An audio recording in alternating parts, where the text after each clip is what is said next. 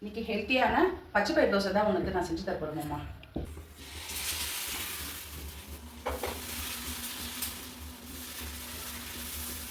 இங்கே பாரு மாமா, கிட்ட எடுத்துட்டு வா. நல்லா வருதுல்ல?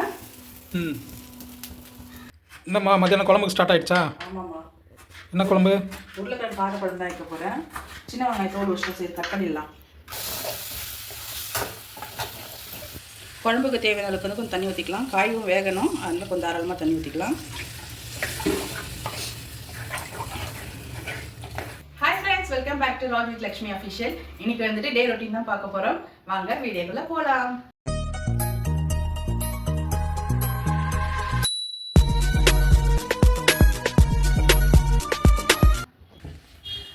இன்னைக்கு என்னம்மா டிஃபனு? இன்னைக்கு ஹெல்த்தியான பச்சை பயிர் தோசை தான் உனக்கு நான் செஞ்சு தர போகிறேன்மா. இன்னைக்கு பச்சை பயிர் தோசையா?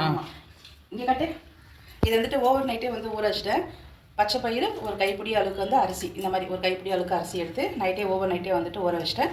இப்போ நம்ம இதை அரைச்சிக்கலாம். அதை பச்சை பயிர் ஊற வச்சுருக்கோம்ல, நம்ம இதில் மிக்சியில் போட்டு ஃபஸ்ட்டு கிரைண்ட் பண்ணிக்கலாம்.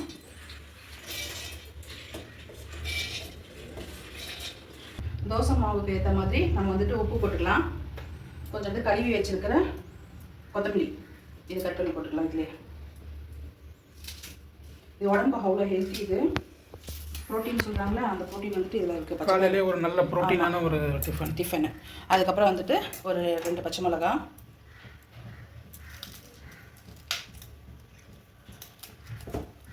ஒரு துண்டு இஞ்சி இதில் கட் பண்ணி போட்டுக்கலாம். தோசை மாவு பதத்துக்கு இப்போ நம்ம இதை அரைச்சி எடுத்துக்கலாம். இது கொஞ்சம் வேகமாக சமைக்கணும். இப்போ இது எல்லாமே நல்லா கிரைண்ட் பண்ணிட்டோமா? இந்த பாரு மாவு பதத்துக்கு இருக்குது. இதில் வந்துட்டு நம்ம வந்து ஒரு 10 நிமிஷம் 20 நிமிஷம் வந்துட்டு மாவு வந்துட்டு புளிக்கணுன்ற அவசியம் இல்லை. ஆமாம், அப்படியே உடனே இன்ஸ்டண்ட்டாக மாவு வருது. கொஞ்சமாக தண்ணி ஊற்றிக்கலாம். அப்படியே தோசை கல் வச்சு தோசை ஊற்றிக்கலாம். So morning healthy breakfast ready ஆகிடுச்சு. இப்போ சட்னி அரைச்சிடலாம். தோசை கழிச்சிடலாம். தோசை ஊற்றிக்கலாமா? ஓகேவா? இப்போ இதுக்கு வந்துட்டு பச்சைப்பயிறு தோசைக்கு வந்துட்டு தேங்காய் சட்னி சூப்பராக இருக்கும் காம்பினேஷன். தேங்காய் சட்னி அரைச்சிக்கலாம். தேங்காய் சட்னிக்கு வந்துட்டு ஒச்சக்கல்லை போட்டுக்கலாம். தேங்காய் கட் பண்ணி வச்சுக்கலாம். தேங்காய் ஒரு 4-10 தேங்காய்.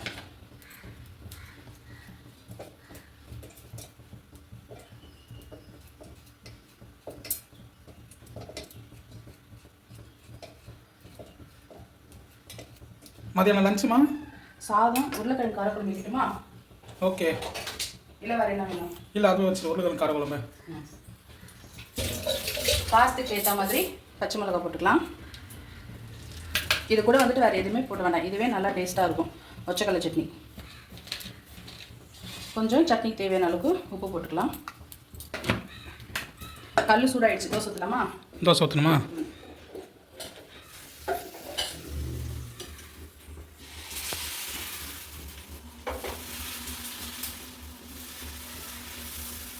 இங்கே பாரு மாமா, கிட்ட எடுத்துட்டு வா.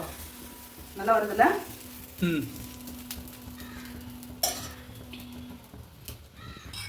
எண்ணெய் ஊற்றிக்கலாம்.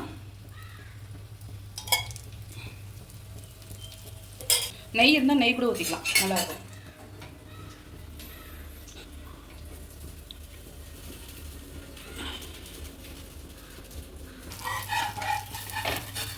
இது வந்துட்டு ஊற்றின உடனே எடுக்கக்கூடாதுமா. கொஞ்சம் நல்லா இது ப்ரௌனாக வர வரைக்கும் அதுக்கப்புறம் தான் எடுக்கணும். எப்படி சூப்பர், செம்ம ஹெல்த்தியான தோசை மார்னிங். நல்லா இருக்கா? நல்லா இருக்கு. வாசமும் பயங்கரமாக இருக்குது. அந்த பச்சை பயிர் வாசம் சூப்பராக இருக்குது. தோசை எடுத்துடலாம். ரெடி ஆகிடுச்சு. அடுத்த தோசை எடுக்கலாம்.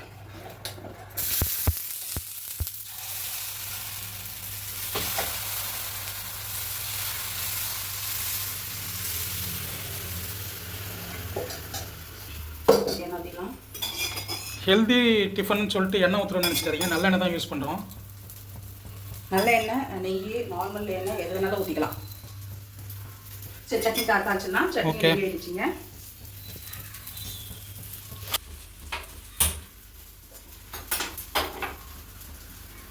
கொஞ்சம் எண்ணெய் அவங்க நல்லா கட் பண்ணி அப்போ தான் நல்லா வரும்.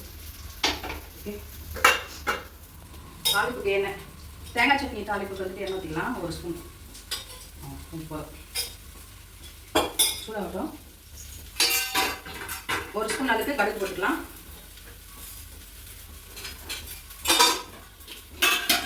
தோசை ஊற்றிக்கலாம்.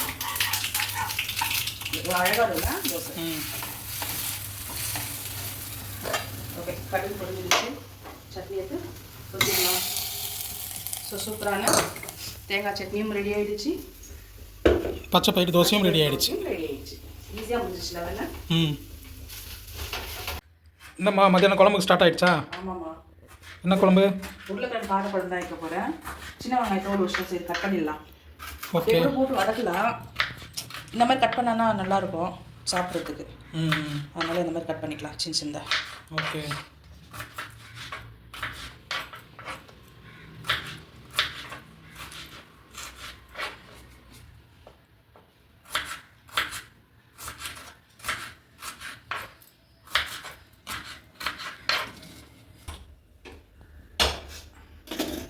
காரக்குழம்புக்கு வந்துட்டு சின்ன வெங்காயம் தான் கட் பண்ணி வச்சுருக்கேன். சின்ன வெங்காயம் வந்துட்டு கொஞ்சம் நிறையவே எடுத்துக்கலாம். ஏன்னா காரக்குழம்புக்கு அவ்வளோ சூப்பராக இருக்கும். முழுசாகவே கூட போடலாம். இருந்தாலுமே வந்துட்டு கொஞ்சம் கட் பண்ணி போட்டோம்னா இன்னும் சூப்பராக இருக்கும். ஒரு 2 கைப்பிடி வர மாதிரி வந்துட்டு சின்ன வெங்காயம் வந்து நான் கட் பண்ணி வச்சுருக்கேன்.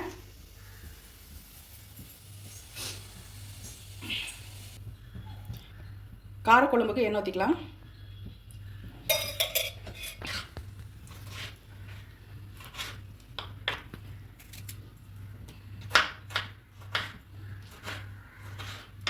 எண்ணெய் ஹீட் ஆயிடுச்சு. கடுகு போட்டுக்கலாம்.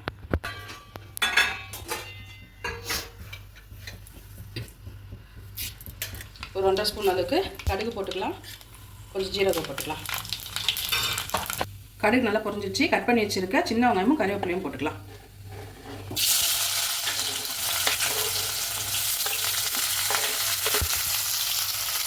இப்போ இது நல்லா வதங்கட்டும்.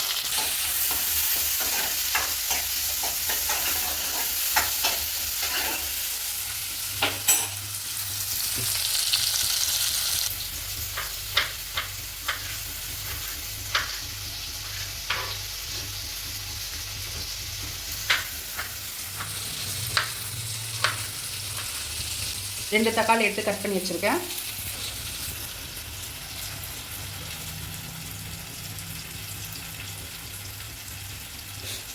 ரொம்ப நாள் கழிச்சு உருளைக்கிழங்கு காரக்குழம்பு சூப்பராக இருக்கும்ல.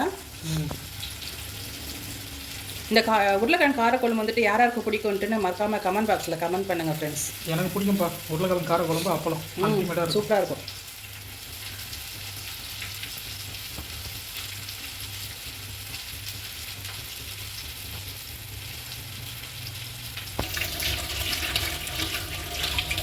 உருளைக்கிழங்கு காரக்குழம்பு வந்துட்டு எப்படி தெரியுமா கட் பண்ணணும் காய்? இந்த மாதிரி நீட்டாக கட் பண்ணாதான் நல்லாயிருக்கும்.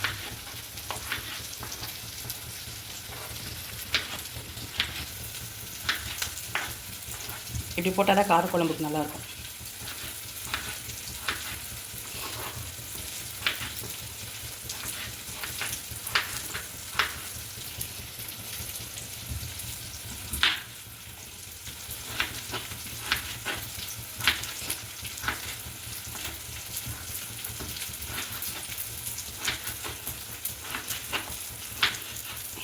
இப்போ வெங்காயம் வதங்கிடுச்சு.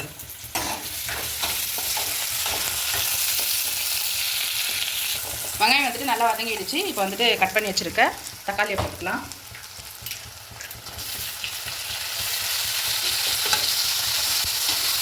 தக்காளி நல்லா வதங்கட்டும். சாதம் வடிச்சாச்சு. அடுத்து காரக்குழம்புக்கு எல்லாம் ரெடி ஆகிட்டு இருக்கு ஃப்ரெண்ட்ஸ். குழம்புக்கு தேவையான அளவுக்கு உப்பு போட்டுக்கலாம். தக்காளி நல்லா குழம்பு வரட்டும்.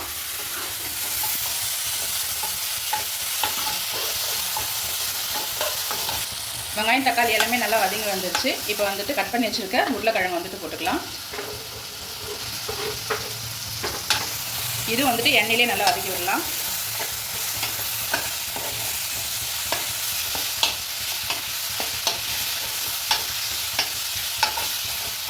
மசாலா எல்லாம் ஆட் பண்ணிக்கலாம். ஒரு ஸ்பூன் அளவுக்கு வெறும் மிளகாத்தூள் போட்டுக்கலாம். வீட்டில் அரைச்ச குழம்பு மிளகாத்தூள் ஒரு 2 ஸ்பூன் போட்டுக்கலாம்.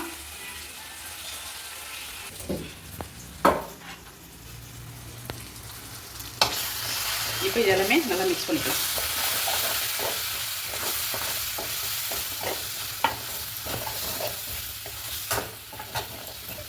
குழம்புக்கு தேவையான அளவுக்கு வந்து கொஞ்சம் தண்ணி ஊற்றிக்கலாம். காயும் வேகணும், அதனால் கொஞ்சம் தாராளமாக தண்ணி ஊற்றிக்கலாம்.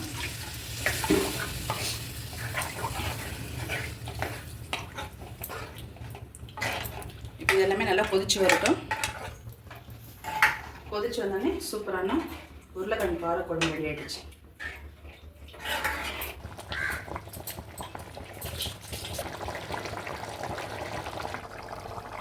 குழம்பு ரெடி ஆகிடுச்சு. உருளைக்கிழங்கு எல்லாமே நல்லா வெந்துருச்சு. இப்போ வந்துட்டு கொத்தமல்லி கட் பண்ணிக்கலாம்.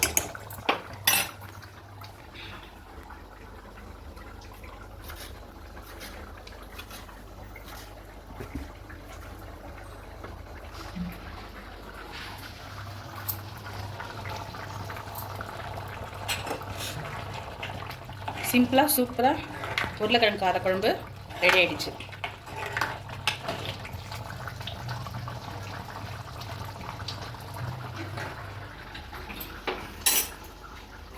சூப்பரான உருளைக்கிழங்கு காரக்குழம்பு ரெடி ஆகிடுச்சு.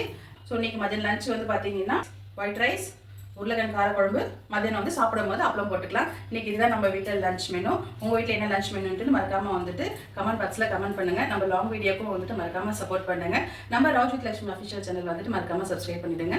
லைக் பண்ணுங்கள், ஷேர் பண்ணுங்கள். பாய். நெக்ஸ்ட் வீடியோவில் பார்க்கலாம். Bye. Take care. Love you all.